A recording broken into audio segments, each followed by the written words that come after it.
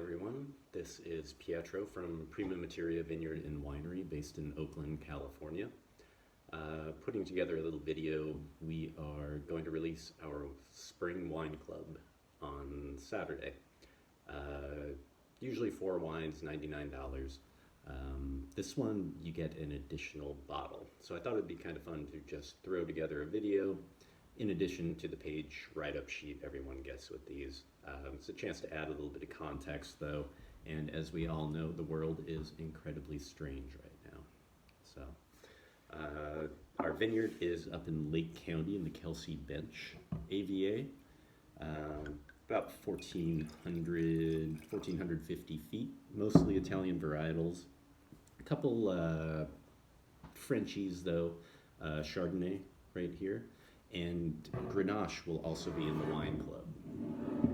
So the Chardonnay is sort of the bonus bottle, just happens to be drinking really well right now. Bottled it maybe 8 months ago and it's just very on point. So Chardonnay vines got a little less than an acre. They're almost 30 years old. They were planted in 1992. I think they're Wente clone, but Wente, of course, there are several different Wente clones. Don't know what the rootstock is, but they're survivor vines. Some of them are head trained. We were going to graft them over in 2012 or so, so cut them back pretty severely, and then couldn't get the graft, or the project didn't happen. But that allowed us to knock a lot of the disease out of the vines that accumulates over time. So they're actually doing pretty well now, having grown back. And we only make 80 to 100 cases, depending on the vintage of this wine every year. So this is warm climate Chardonnay. Lake County is pretty warm in the summer. August and early September when we pick this, it's usually 95-ish, 100-degree days are not uncommon. So it's often one of the first things we pick. Not very different, but a different sort of thing than cooler climate or French style chalky soil, Chablaisienne.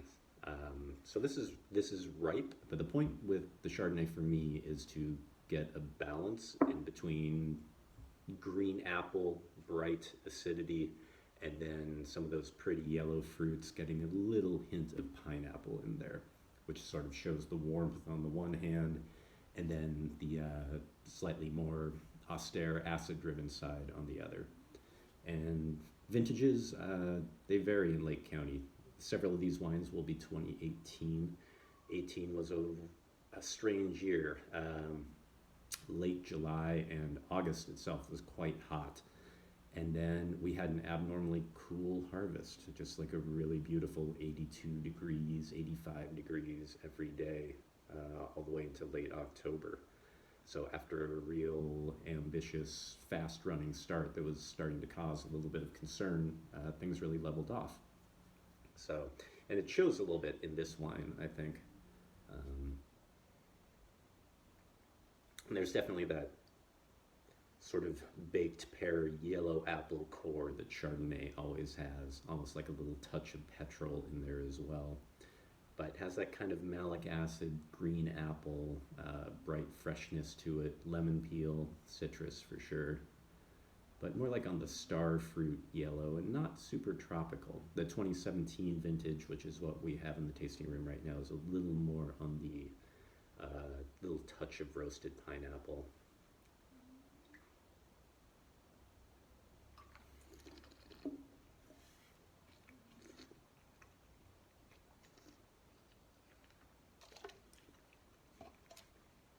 But as these vines get older and older, we get more of the mineral sensation, mid-palate, back palate, sort of singing and buzzing,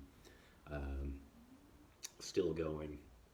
So you have some real length to this wine, but it's also approachable up front. It's not like it's a really cold climate lemon juice sort of thing that needs a lot of time to open up.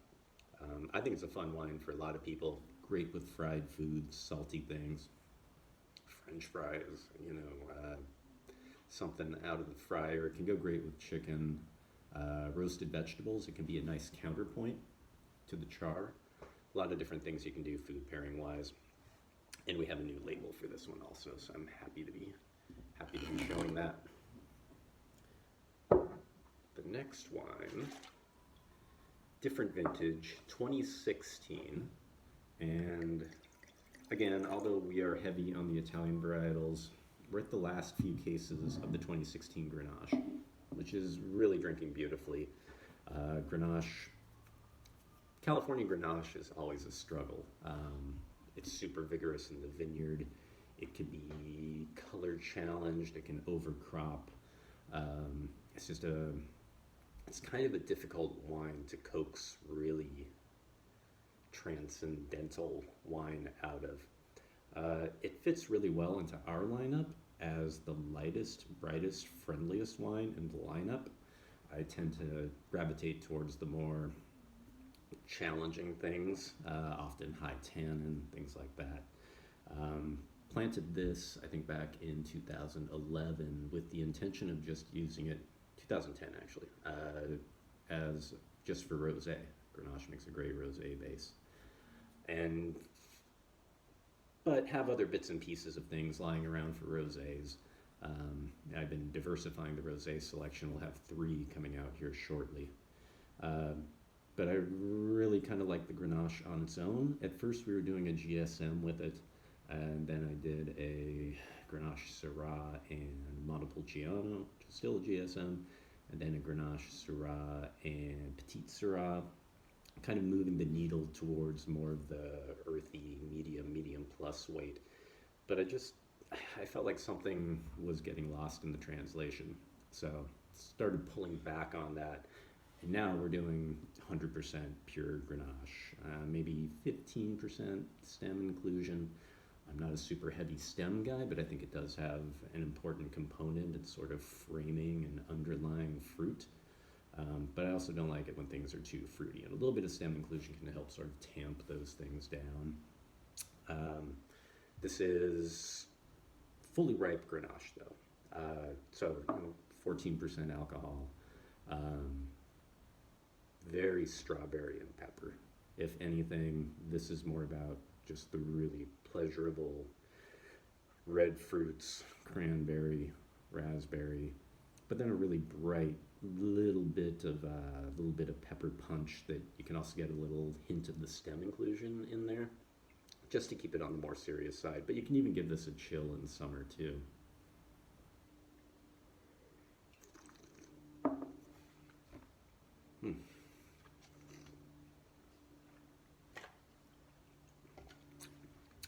The fruit is just so nice on it that it always brings a smile to my face. And I love having this in the lineup, even though we only make 2 barrels a year. If it's good vintage, in 2015 we didn't even get 1 barrel. So definitely varies a bit. But just so pretty nice. Food pairing wise, lighter dishes.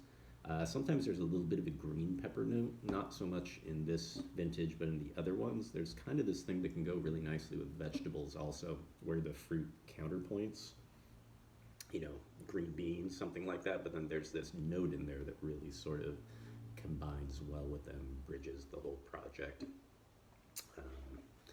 So I think we have 6 cases of this left, so all for the wine club. Next one will be out soon, even lighter hued than this one. So nice though. I have a lot of fun working with the Grenache. It's so different than the more robust, darker varietals. So moving into the Italians, Negroamaro. This will be the 5th vintage of Negroamaro, I think the 5th. The first couple came from different vineyards, one from Tracy Hills. The second one was mostly Lowell Stones over in Mendocino County. We planted our own, so we have an acre of it. Last vintage was more of a barrel-aged, robust, medium, slightly medium plus, great middle-of-the-road wine.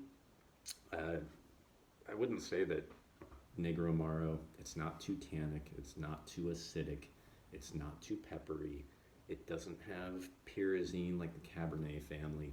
it sort of sits in this middle pocket, which it almost makes sense that in Puglia, its native area, it grows near Primitivo, which also sort of occupies this middle zone of not too dry, not too acidic, not too tannic. Um, just it can get a little bit lost sometimes because of its mediumness. I think in the tasting room I was mentioning to people who weren't familiar with it as being the Merlot of the South, or like a more rustic Merlot, because it has a little bit of that gritty tannin that we like so much. So this one stylistically is different than the other vintages. When Negroamaro is young, and I've had this in some of the Italian ones, manages to hold on to it, but there's this super delicate note of fresh pink fig, and but it gets lost with the barrel aging. So this vintage, the 2018, picked it a little bit earlier, fermented in tank for probably 14 days. I go a lot longer with some of the other ones, but I don't think it necessarily benefits the Negroamaro. And this never saw a barrel. So this was kept in stainless steel the whole time, mainly because I wanted to know what would happen if every single molecule of aromatic and flavor element was somehow kept in the wine. And after this experiment, the next one is going to be just a short pass in barrel. Because I think it needs actually a little bit of air to develop some of the more characteristic notes. There's a little bit of tobacco and some, in addition to like the pretty pink interior fig note, there's also a tobacco-y, dried mission fig note also. And doing it one way or the other, you tend to focus on one over the other, but maybe with just a short barrel pass, we can get the best of both worlds together. But Negroamaro, really interesting aromatics. You know, red fruit, kind of funky. It always has sort of an olive leaf, and I keep saying tobacco, but it's not. It's not like green pepper tobacco. It's more like almost a sage note, roasted herb.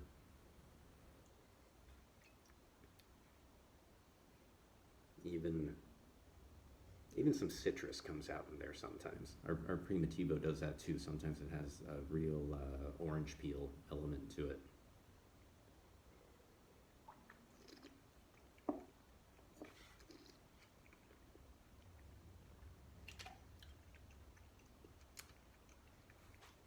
But pretty characteristic for Negroamaro. Fairly round, a little bit of dry, chalky tannin, but it's very fine. It's not big, chunky, mouth-parching tannin by any stretch. Definitely some white pepper in there. And sometimes there's like, in restaurants, you'd find old containers of white pepper, and sometimes they'd have like a mushroom quality to them. There's a little bit of that in here too. Negroamaro always has some extra funky side notes that are really kind of bizarre. And this is a vine that loves heat in Lake County, along with the Grenache. On the 105 degree days, it actually looks fantastic. A lot of the other vines, especially, Barbera, Dolcetto, above 95, they start to suffer. They kind of wilt over. You can see the leaves kind of turn. Negroamaro, Grenache, Morved, they stand more upright. You can tell they're just soaking in the heat and loving it. But strangely enough, the berries, they don't like direct sunlight. So there's some special canopy management to make sure everything is kept in the shade on the interior of the vine. Been a really interesting learning curve for me working with that one. And then the third red in the lineup.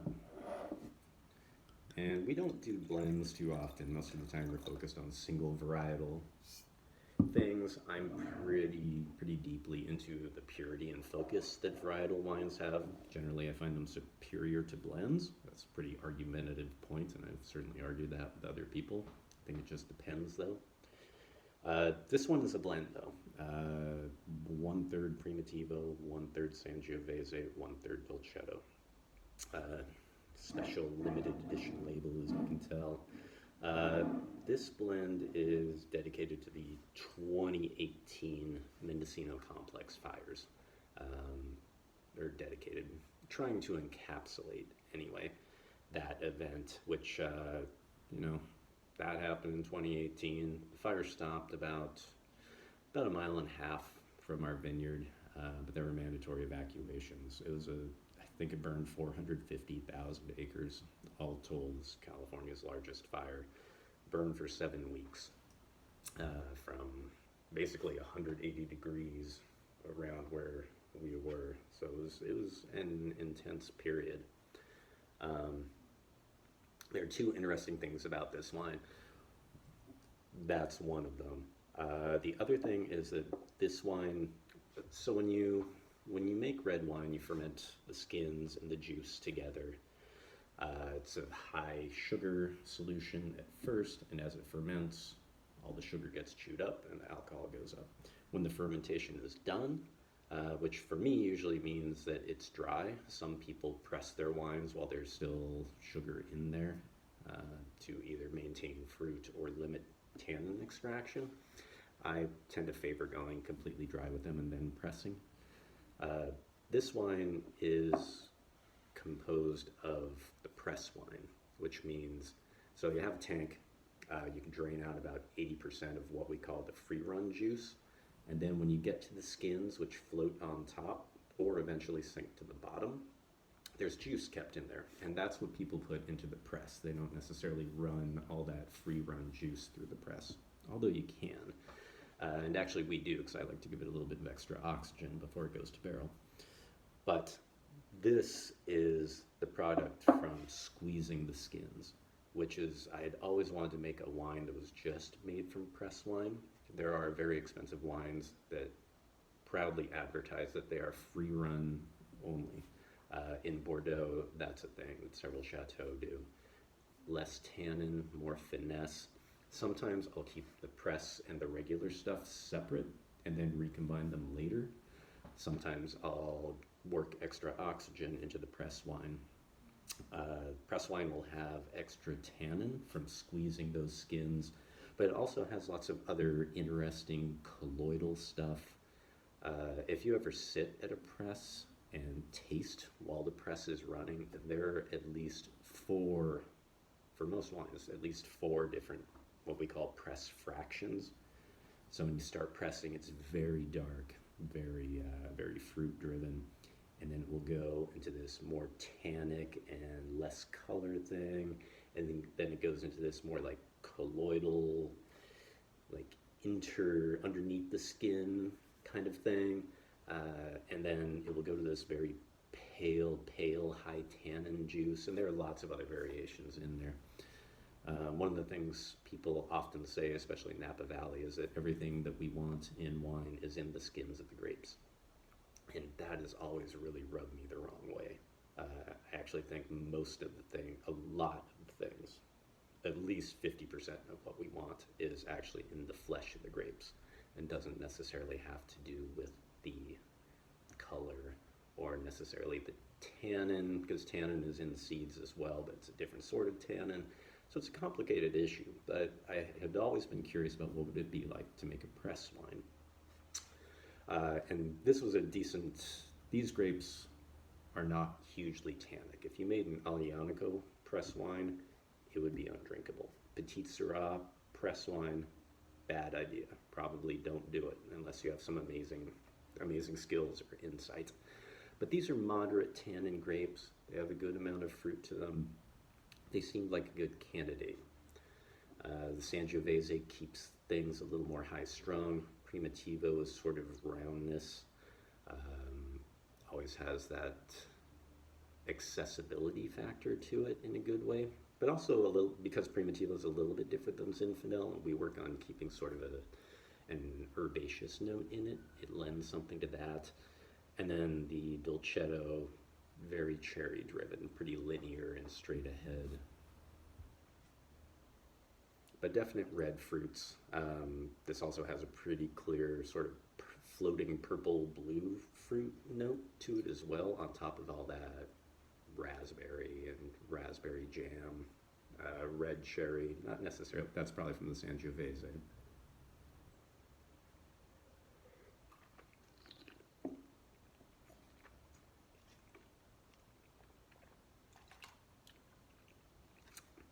The really interesting thing to me about this wine is the palate feel, and that's something I am, as an ex-chef, very focused on. Working with tannins, working with acidity, that's one of my favorite things to do. I actually should have mentioned that with the Chardonnay.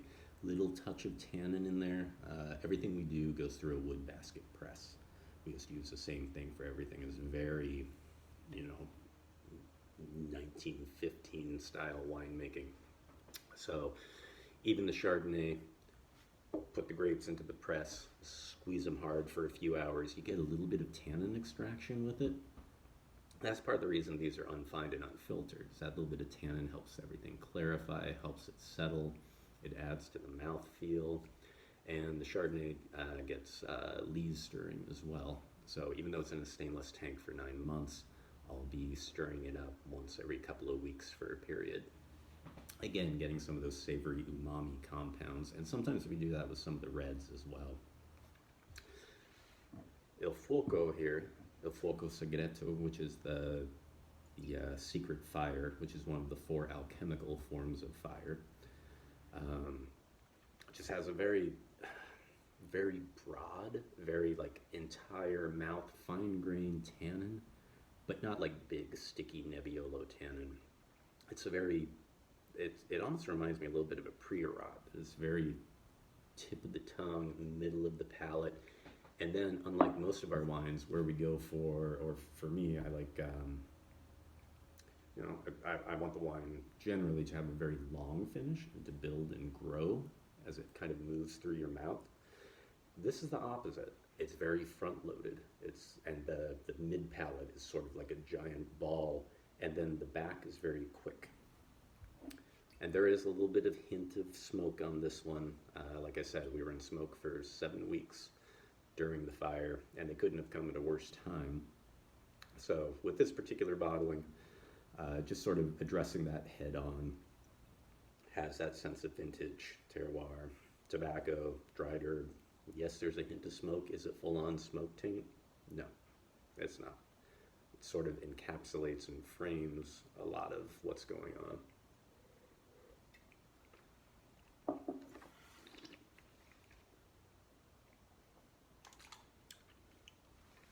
And this would fully qualify as a natural wine.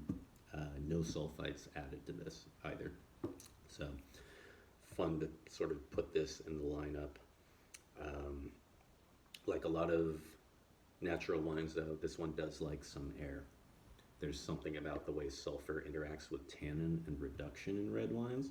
So I would say pop this one open half an hour before you want to drink it. And it will open up and present much more fruit as it breathes. This has been open for about an hour, and it's only starting to really sort of blossom open right now. But an interesting one. Very much a time and a place. And the fires in Lake County in 2018, what's starting to form, because all this data is being collected by Davis and some of the other technical groups in the area, is that with the 2018 fires, what really made a difference in what got smoke taint and what didn't is that the grape matters hugely. Morvet and Petit Verdot, for the same amount of smoke exposure as a Cabernet wine, can show up to 16 times more smoke taint. Still trying to figure out why. May have to do with the waxy cuticle that's on the outside of every grape, what it grabs onto, what it holds onto, density of it. But with a lot of the geolocating stuff, what we're also seeing though is that there were stratification layers of the smoke, and different altitudes responded differently, or absorb different amounts for being the same clone, same, pretty much the same grape. And we were actually in one of the pockets that was very, very lucky. I test all of the 2018s to get an idea of the levels. Something like Barbera is off the chart low. They can't even test it.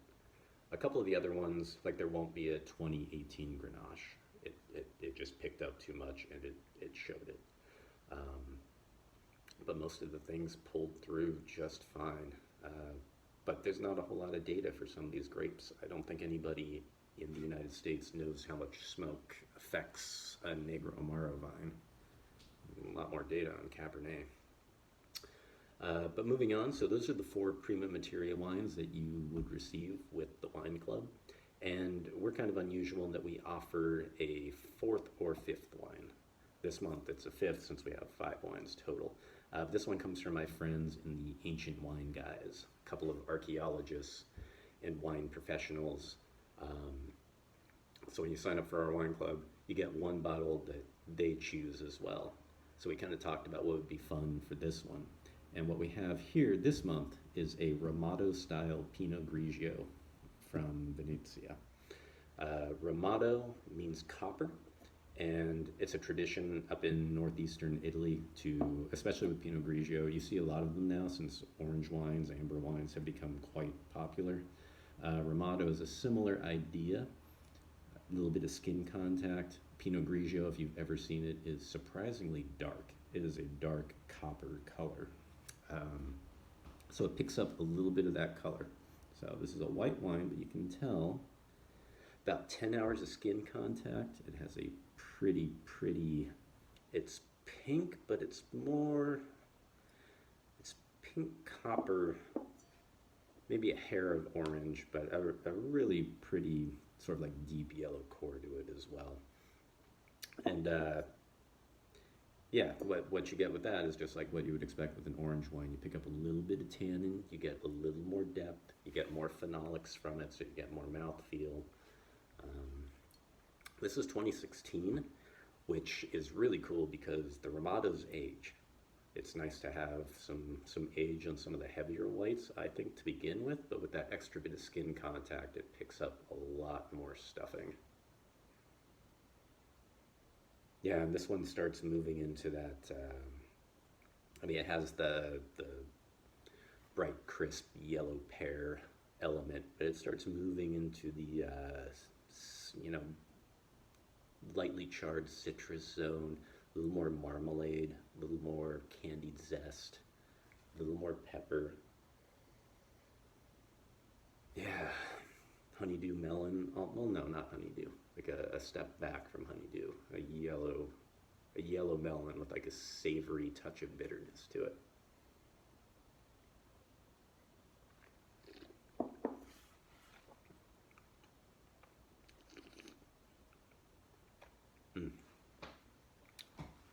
Ooh, I like it. So I would almost say that it's almost like a fuller bodied white, but it still has that core of acidity. It has the old world mineral, so it has this sort of vertical spine through it. It has some structure, getting a little bit of tannin on the tongue. It has just a hint of parching, tip of the tongue tannin. Parching that's kind of a negative word, but it's a savory vitreousness. I think this would be a great wine with your charcuterie and meat platter. I wouldn't want to clutter it up too much with a really complex dish. But a lot of nuance, a lot of subtlety. I've had their wines before, different vintages, but I've always really enjoyed this one. And it's a great cap. The next wine club, I'm going to have a couple new rosés coming out, including a very dark Chiarasuolo style of Barbera and Aglianico. So this will be a nice bridge because it's sunny today, but yesterday was pretty miserable and gray.